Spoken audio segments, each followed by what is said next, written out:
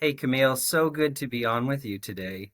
Early on when we first met, I was so intrigued by this idea I feel like I had a relationship with, but I didn't have any language for. And it was that uh, we can go through, an emotional process, a spiritual process, a soul process, where we're affected by the people around us. And I know it's something that you know very intimately about. You wrote a book about hope for secondhand suffering. We'll get into that later, but the secondhand suffering part, like, tell me what that is for people that have never heard that kind of language before.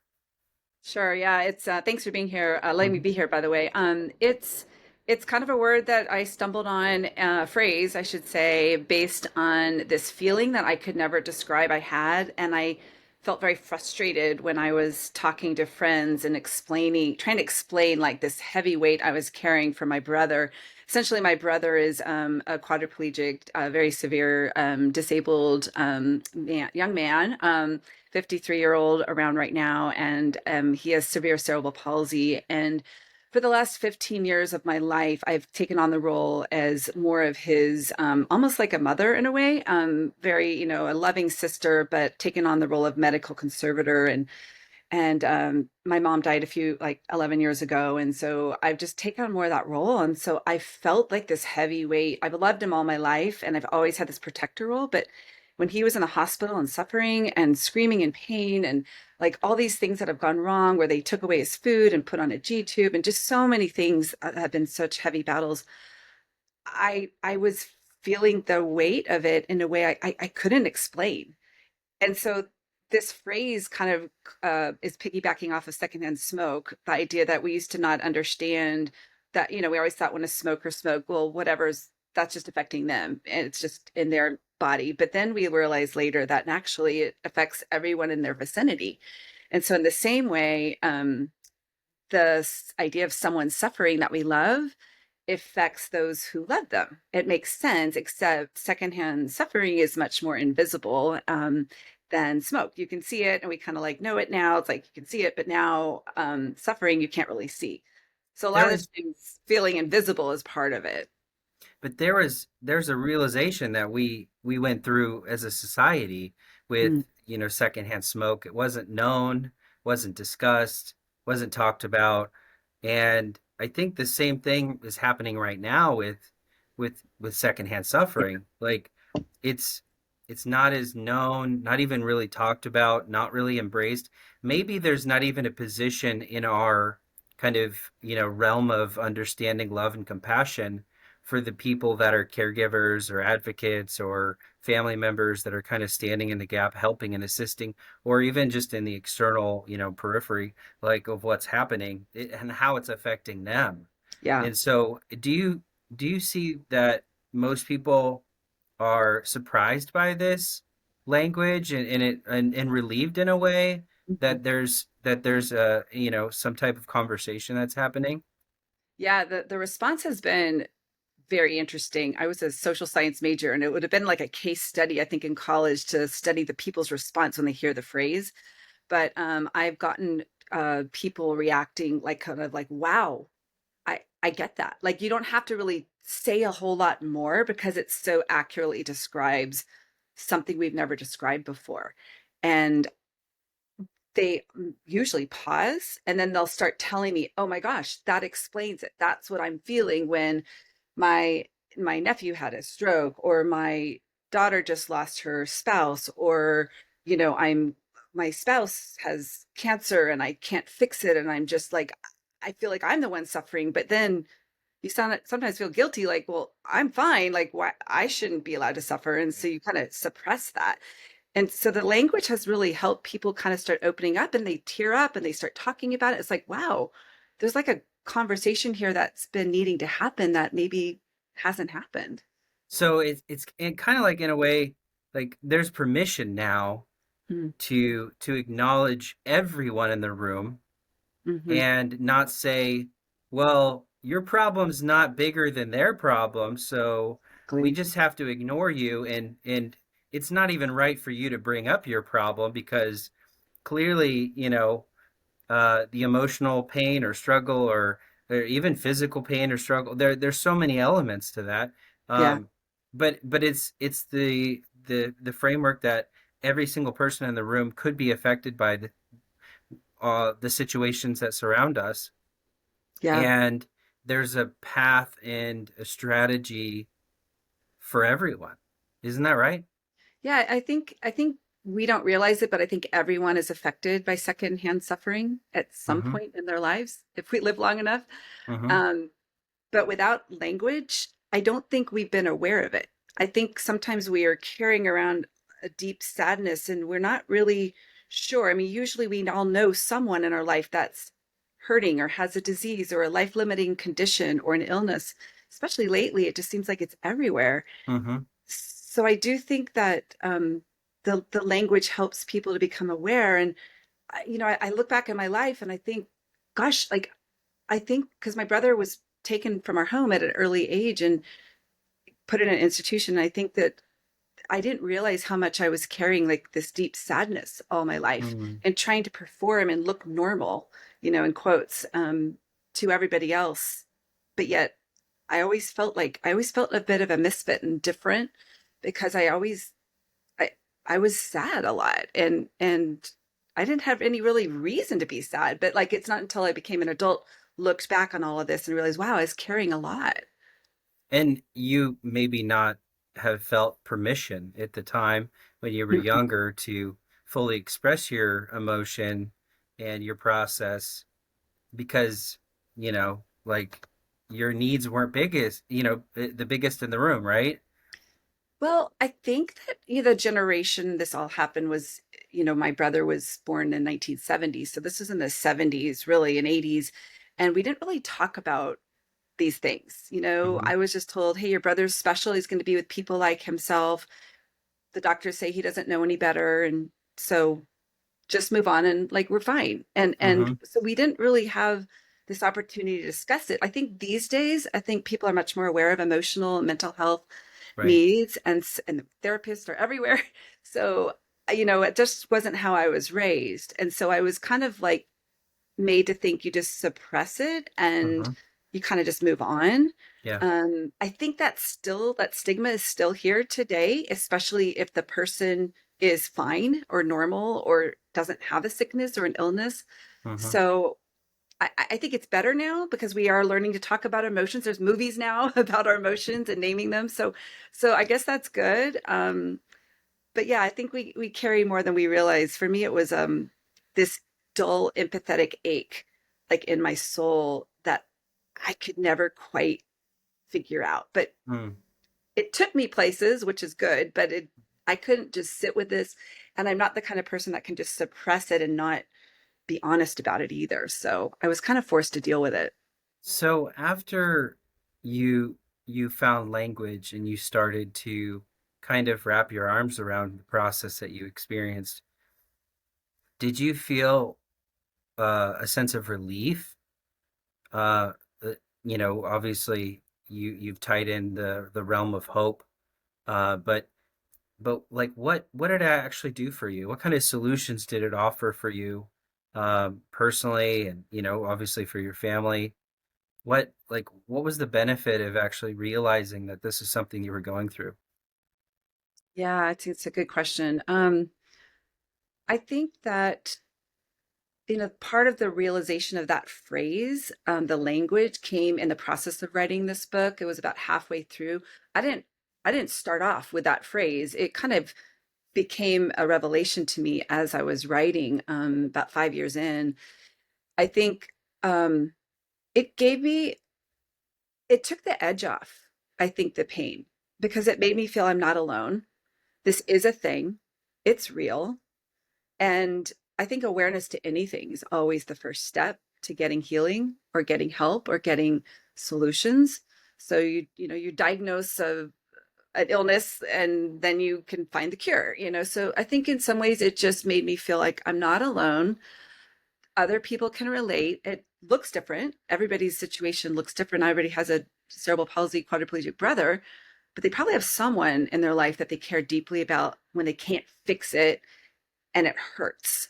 And I think we're a society that doesn't do well with suffering and talking about it. We want to fix stuff. We want to, we're the sitcom generation, and things were resolved in a half hour or an hour at the most. Now we got Netflix, it's a little longer, but um, I just think feeling not alone, and that God, realizing that God is a lot walking along with you in the process. My faith journey was huge as a part of this.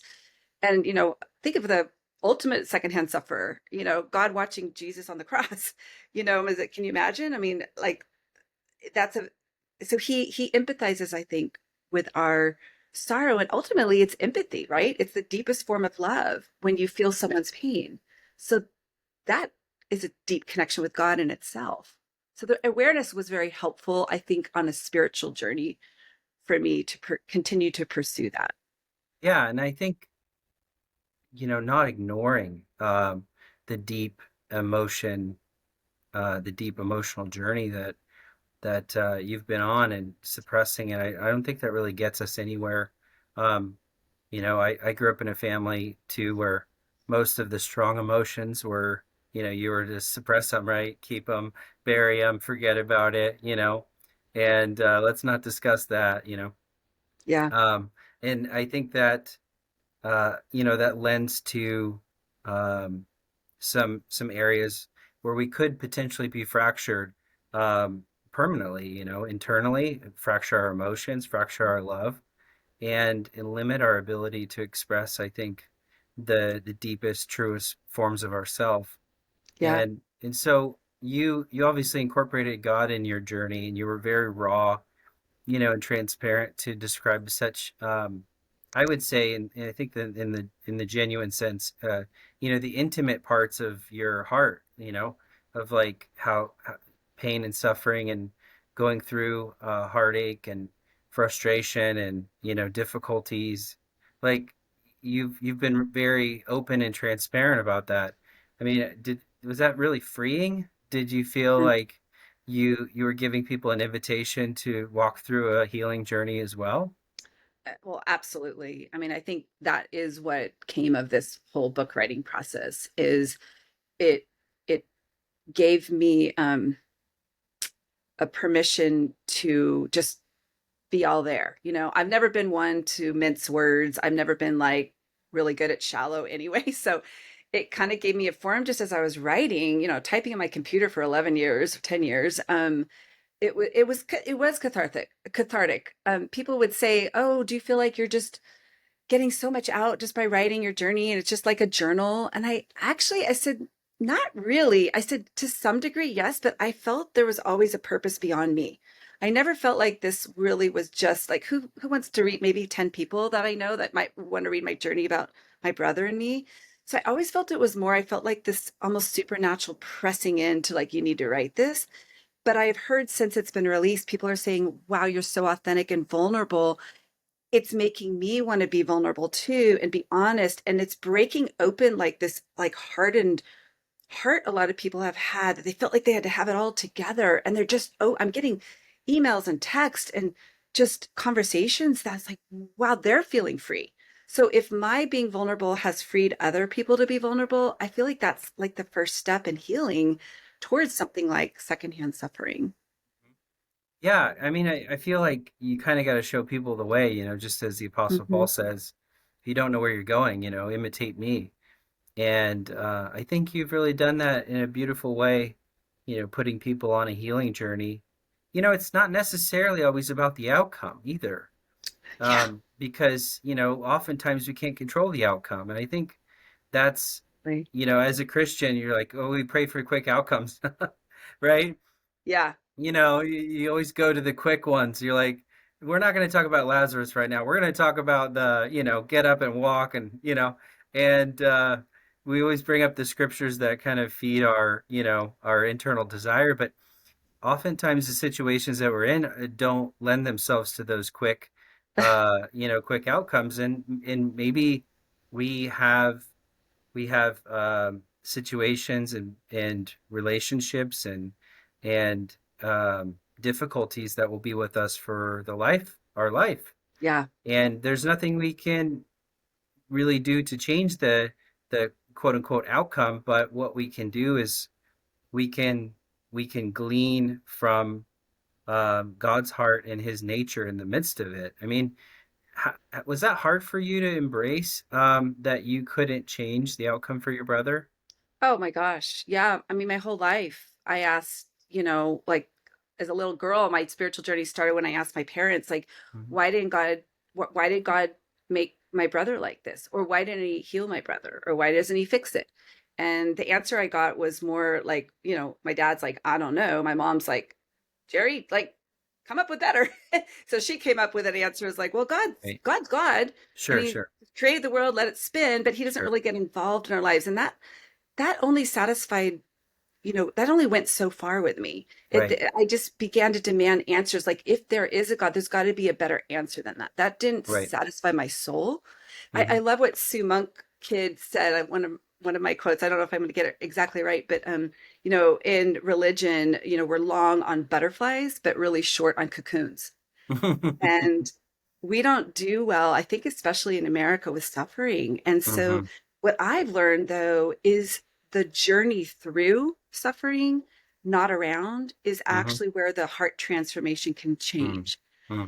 And so, a lot of my book is encouraging people, like, if you can't fix it, and I mean, by all means, go for it. Like, I Right. am still trying to fix things, right? There's some Right. things Right. that absolutely are in our power, and we should not have this victim mentality. It's like, oh, woe is me. Let's just like take me to, heaven now. But no, like, we're on earth for a reason. We take dominion. There's salt and Hmm. light. There's things we can do and Hmm. supernatural solutions. So I'm all for that, and I encourage that. Advocacy is a huge part of it. However, that can only take us so far. The world's answers only take us so far. And Hmm. so I feel like when we can press through the pain, what happens is when we get to the other side by going through it, not around it, we are transformed. Hmm. And so, that's like the biggest lesson I've learned is in writing the book. And I think also I'm hoping to lead other people too. We're really good at ignoring pain, bearing it, suppressing it, like Yeah. moving on to the next thing, being happy. It's like, that only gets us so far. We're going to end up being restless and searching for the more of God, no matter who we are, whether we're religious or not. Yeah. I really like that. I was thinking Jesus kind of he invited the disciples to go on this journey with him, and he could have easily just had them show up at the end, right? Yeah, Instead, they spent 3.5 years like having difficult conversations with people and experiencing people in the most frustrated moments and seeing the contention and seeing that. I mean, they were in a way uh, secondhand sufferers of Jesus's mission, right? I mean, it's like they were hated and obviously, very yeah. mistreated at the end, right? But it's interesting because these themes are ever more present throughout the Bible, and I think providing a language and a pathway, I think in what you've done is, giving people an invitation to find God in the midst of this. Mhm. Um, Area where people are really hesitant, as you said, to talk about. That's not really within our culture and society. It's not something that's really brought up at church. Sunday morning service. Hi, today we're going to talk about suffering. Yeah, It doesn't happen, right? It's yeah. it's pretty rare. We kind of avoid those things, and even though, as you stated, almost everybody is affected by it. So, do you feel like people are kind of coming out of the woodwork here and saying like, this is something I've been dealing with. You're giving me language to something that I'm experiencing, in every different area in all different walks of life. I think that's happening. I mean, the book's only out for a few weeks now, but from the reception I'm getting, I'm finding an incredible interest in the topic, in the discussion. It's an on ramp to a conversation that has needed to happen for some time. And I think that's all I'm doing. And I think one of the beauties of of it is that excuse me, is that I'm not an expert.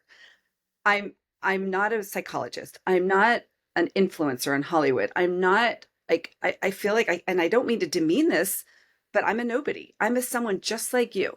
And because of that, I'm coming at it from a peer perspective, and it's not super clinical. It's just, I mean, there is somewhat of a clinical definition. I think it's called vicarious trauma that sometimes psychologists will use for describing something similar, but it's actually very different. This is a brand new genre, I believe, of suffering. I think vicarious trauma is more like you witness something and you're affected by it, but this is like sitting in the pain with someone you love deeply.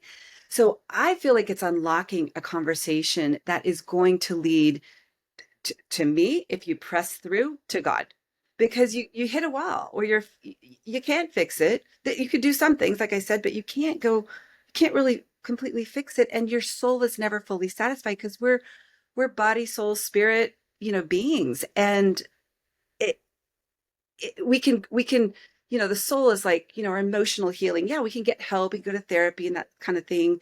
Our spirit is, feeling connected to God, and our bodies, obviously, like, we can be, a lot of people are physically suffering because they're caring for someone. They're literally in their home. I am not doing that with my brother. And so when I've had long 8-week stays at the hospital with him every night, yes, I'm physically suffering also. But because we're three parts, the body, soul, and the spirit, I feel like unless we're able to tap into healing for every part of that, we're always going to be having that ache, that restlessness, and we can either bury it, or we can fight it with anger, or we can push through it. And when we push through it, that's where we meet God. And it's actually the most comforting, beautiful, peaceful, contented feeling. And it doesn't always happen, but when you reach it, it's almost like you're in that space between heaven and earth, where it's almost like you're in a holy of holies moment where you're so deeply loving someone, but you're so deeply hurting at the same time. And how do you live in that tension of both? That's only God can do that for us. Yeah, I think it's really beautiful. There's like two primary areas that are happening at the same time. One is um, you're open to the pain and suffering that that the other person is experiencing, and I think that in itself is divine. That God would allow us to have that experience where we could relate, we could have perspective in that.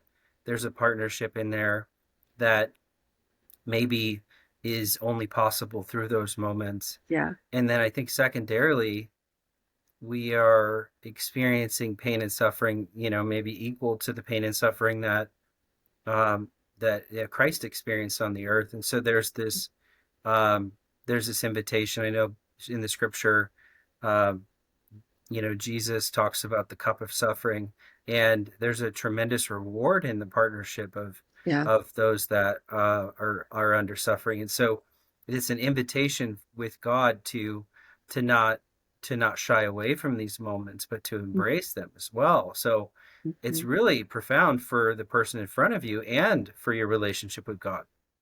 Yeah. Yeah. I mean, the Bible talks about the fellowship of his sufferings. Like, Hmm. we feel and experience his suffering, we're closer to God than ever. I Tim Keller had a quote. I think I used it in the book, but I liked it. A living hope makes us sadder and happier at the same time. Hmm.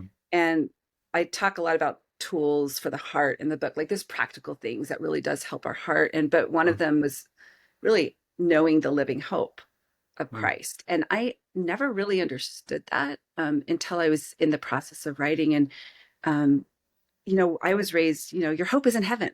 It's one day. Hmm. And that actually was how I was going to end the book, like with a nice bow, really pretty, Hmm. like, yeah, we're all going to heaven. That's what I tell my brother, and end of the story. Hmm. Well, when I stumbled on, somebody had told me on a phone call, we were talking about, he was all enjoying this concept of the living hope. And for the first time, it kind of highlighted for me. And I started researching and reading the Bible, like, what is living hope? And it's like, wow, it's like living today. It's not about heaven. It's about what is Hmm. our living hope. And if the church, and well, anybody really, could realize the richness of having that living hope Hmm. now and not just one day in heaven, Hmm. like, life on earth might look differently for people. Yeah. Yeah, that's tremendous. I know so many denominations that grab a verse out of Revelation and say, "He's going to wipe away our tears. We're not going to cry anymore." And wouldn't it be nice if we actually had not just a conversation about future, about, this soon to be reality in heaven.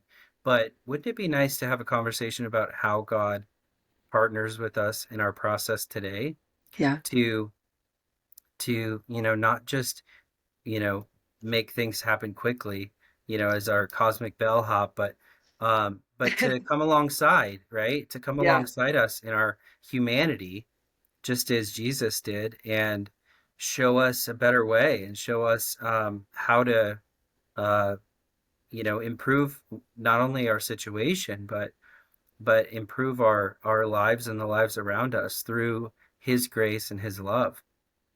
totally. I mean, you think about it, you see all these, we used to remember the MAD, MADD, the Mothers Against Drunk Driving. They took the Mm-hmm. pain of losing a child and they made a movement. Like now it's happening all the time. People are Mm-hmm. writing books or doing podcasts, like whatever pain they've been through, they're helping Mm-hmm. others through it. And so I love the idea of like, embracing the pain and then but using Mm-hmm. it for good and Mm-hmm. finding purpose out of our pain. Who knows exactly why we have all this. I mean, we can give the theological answers, we live in a fallen world, and that works for me. That's a good one. It satisfies a little bit. Free Mm-hmm. will, we're born to be free and God doesn't Mm-hmm. force. So we have a lot of problems in this earth because there's not everybody's like doing the right thing. So, Mm-hmm. Mm-hmm. um, so that satisfies as well. But when you can actually find purpose out of your pain and you can help others, it does take that edge off that Mm-hmm. secondhand suffering. There's so many things that can take that edge off in this life, not just Mm-hmm. waiting for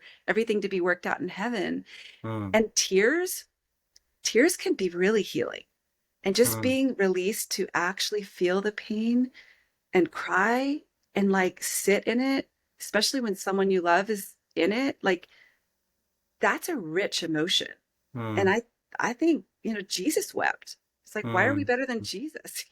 He wept, he Yeah. felt pain and suffering for Lazarus. And Yeah. so I think it's something we shy away from. And I think if we can press into it, one of the quotes I said in the book, if I can remember, is faith and doubt are not contradictory, but they're complementary as long as we push through the intersection where they meet to the other side. Mm-hmm. So I feel like allowing us to suffer, all those people who don't have a walk with God or don't have a relationship or atheist, agnostic, whatever, I feel like when they come face to face with this kind of suffering, they're open because they Yeah. know they run out of answers. They're hitting a wall. Right. And it's not to say that the tension, uh, well, it's to acknowledge the tension that's in the moment, um, and not to create a black and white reality where, if there is a God, or if God was present here, no one would suffer. And Right. I've heard it said more recently, okay, so you remove God from the equation, do you still have suffering? And they're like, yeah. They're like, okay, well, wouldn't it be better if God was involved and hated the suffering just as much as we did? Yeah. And he actually was there to empower us and help Yeah. us, in different ways. You're like, yeah, of course I'd prefer that, because we're going to suffer anyway in different ways. Right. um and Right. I think it's really providing a pathway that says, we're going to have moments that are not pleasant. We're going to have experiences, we're going to have situations, we're going to have relationships, we're going to have pain that's not pleasant. Um and we might not have all the answers, Yeah. but just as you said, there's purpose in the pain. And if we don't let go of God and we don't let go of hope, then we will ultimately be better off than if we were to Yeah. avoid Him altogether. And that's I think that's the essence of what you're conveying, which is so beautiful. And I want you to share really fast, um, to someone who's heard this message just the first time right now. Um, they're they've got friends or family members that they've been, helping out either emotionally, physically, whatever, um, that they're, in their inner circle, and they're affected by, um, and they're processing, this deep pain and suffering in different ways, Mhm. and they don't know how to change it. They don't really know. I mean, apart from prayer, asking God to remove the burden, um, Could you give thoughts and some advice or some encouragement to them? I know kind of how you started your journey in the very beginning of just being open and starting to talk and, you know, Yeah, yeah, that would be great. I'll do my best. I feel like it's a journey. It's not a destination, and it's a process. And so I would say be easy on yourself. First of all, it's hard.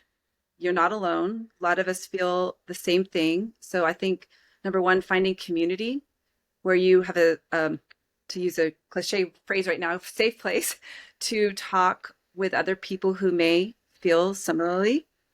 There's Facebook groups now. There's things, you can community, there's church, there's all kinds of places you can meet those people. I think also be empowered that not everything is so horrible. There are opportunities to find the good in the bad.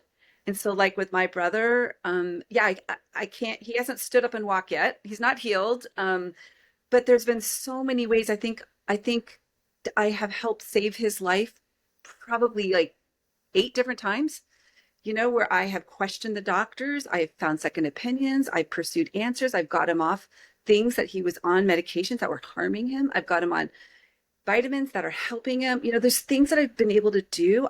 I've solved problems. And so when you are able to make some difference, you might not fix everything, but be empowered that to use your voice for good, to advocate when you can, to be if nothing else, be alongside them and sit with them in their pain, and to ask God to give you strength, but also give you hope to continue, that it's not all dire. There's always good to be found.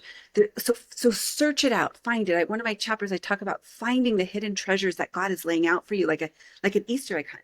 Like the more you search, and the older you are, the more challenging the hunt, but also the richer the treasures that you can find. So I think working on not just being an optimist, but being expectant of what God can teach you through this, you might be surprised at how your spirit starts feeling a little lighter, and you start Mm, seeing more hope, and you're able to see almost a supernatural realm that you couldn't see before. I talk about the glass half empty and half full, which is it? And like, well, hmm basically it's all full, even if it's looks half empty, because there's this supernatural realm that's invisible that you can't see. And so finding that and asking God, show me what I'm missing.